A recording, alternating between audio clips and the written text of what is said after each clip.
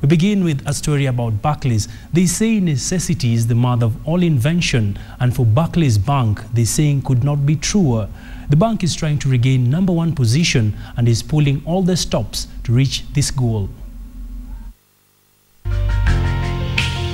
Barclays Bank was a bastion of prestige and affluence in the 1980s and 1990s. The bank enjoyed the title of the biggest and most profitable bank in the region. However, years of complacency and limited agility left the bank unable to react as other players grew bigger and eventually pushed it to 4th place. But the bank is on a mission to reclaim its lost glory. We want to be in the top 3 banks within this country. We believe we've got the strategy that can take us into the top 3. The timelines that the group is looking at was 3 to 5 years. So we're looking at 2016, 2017. And Barclays is not pulling any stops. It has launched a mortgage finance division as it seeks to enter the lucrative real estate segment. The bank is also looking to capitalize on its success in arranging the country's sovereign Eurobond to tap into the advisory business. In addition, Barclays has acquired a bank assurance license and a stockbroking license. Now offer a holistic range of capital market solutions that many of our businesses, as they grow bigger, will be requiring in the future. Barclays is also eyeing the rapidly expanding SME segment with the launch of its asset financing unit. The bank plans to woo SMEs by easing asset funding requirements for customers seeking below 15 million shillings.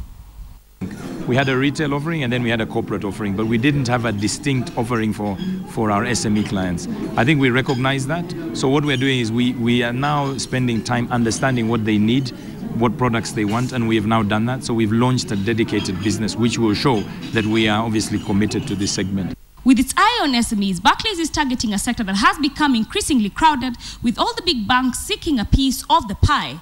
But despite the heated competition, Barclays says it still has an attractive proposition to offer SMEs. I think, yes, other banks have been ahead of it, but many customers have been asking us, why can't you be able to fund me? I would rather be with you than necessarily with somebody else. But the fact we didn't have the products meant that they had no real choice. So we're encouraged by the fact that we have now a very distinct offering. We are very relevant. You've seen the asset-based finance launch, which customers were very excited about. We're already seeing deals coming through, and we see this as a big opportunity for growth as we move forward. Barclays is also looking to diversify its sources of capital to facilitate greater lending going forward. The bank says its current structure relies 99% on Tier 1 capital, which consists primarily of common stock and disclosed reserves, with only 1% coming from Tier 2 capital, which comprises undisclosed reserves, revaluation reserves, general provisions, hybrid instruments, and subordinated term debt.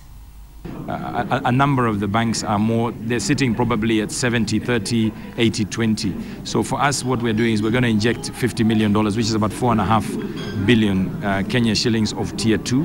That will improve our ratio. And what it also does is it not only optimizes the mix, but it improves the return on equity. The news came as Barclays posted a 10% growth in net profit for the year ended December 2014. The bank's net profit jumped from 7.6 billion shillings in 2013 to 8.3 billion shillings, buoyed by a 6% reduction in operating cost and a 9% increase in customer deposits. The loan book grew 5.9% to 125.4 billion shillings, increasing interest income by 7.7% to 22.9 billion shillings. Barclays proposed a final dividend of 1 shilling per share for the period. Adelaide Chongole, KTN Business.